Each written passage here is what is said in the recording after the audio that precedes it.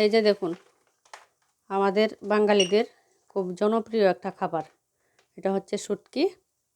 শুটকি তো সবসময় আমরা তরকারি রান্না করে খাই, তবে ভর্তাও কিন্তু খেতে ভালো লাগে। এটা সামুদ্রিক মাছের যে মলা মাছগুলো সেগুলো। শুটকিটা কিন্তু আমি আগে ধুই নাই, আগে ভেজে নিব শুকনা কুলায়, কোনো তেল দিব না। কয়েকদিন যাবৎ মাংস, পোলাও এই খাবারগুলো খেতে খেতে একদম বিরক্ত চলে আসছে। এখন ভাবলাম যে কোনো তরকারি খেতে ইচ্ছা করছে না, একটু ভর্তা করে নেব।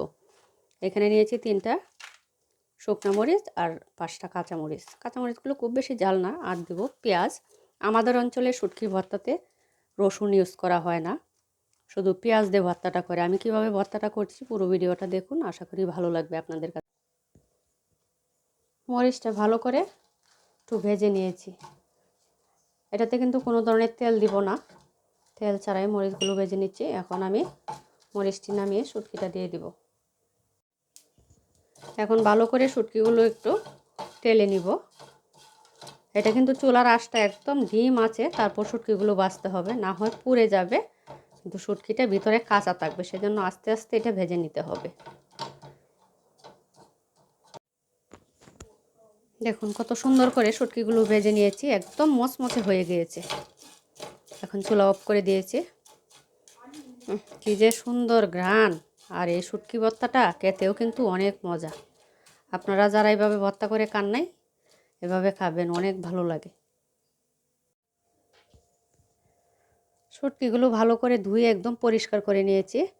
মাথাগুলোও কিন্তু ফেলে দিয়েছি, কারণ যদি আবার তিতা হয় সেজন্য ফেলে দিলাম। এখন এটা এভাবে আস্তে আস্তে একটু চেঁচে নিব। এটা কিন্তু একদম মিহি হবে না, একটু আপনার গোটা গোটাই থাকবে।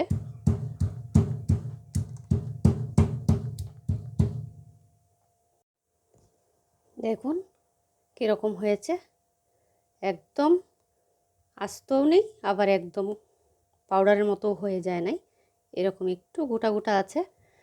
এখন এটা শুকনো মরিচ আর হচ্ছে কাঁচা মরিচগুলো একটু বেটে দিব। সবগুলো মরিচ দিব না, তাহলে বেশি জাল হয়ে যাবে। পেঁয়াজ, মরিচ সব কিছু ভালো করে বেটে নিয়েছি। এখন একটু লবণ দিয়ে দিব। সামুদ্রিক মাছের শুটকির মধ্যে বা সামুদ্রিক মাছের মধ্যে হলেও লবণটা কিন্তু কম দিতে হয়, কারণ এটা কিন্তু এমনি লবণাক্ত। এখন ভালো করে সবগুলো মিক্সড করে আরেকবার বেটে নিব।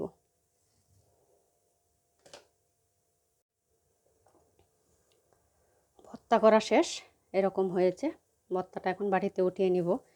একটু চেক করে নিয়েছি, খুবই মজা হয়েছে ভর্তাটা। গরম ভাতের সাথে খুবই মজাদার একটা খাবার। এই যে দেখুন ফাইনালি এরকম হয়েছে ভর্তা।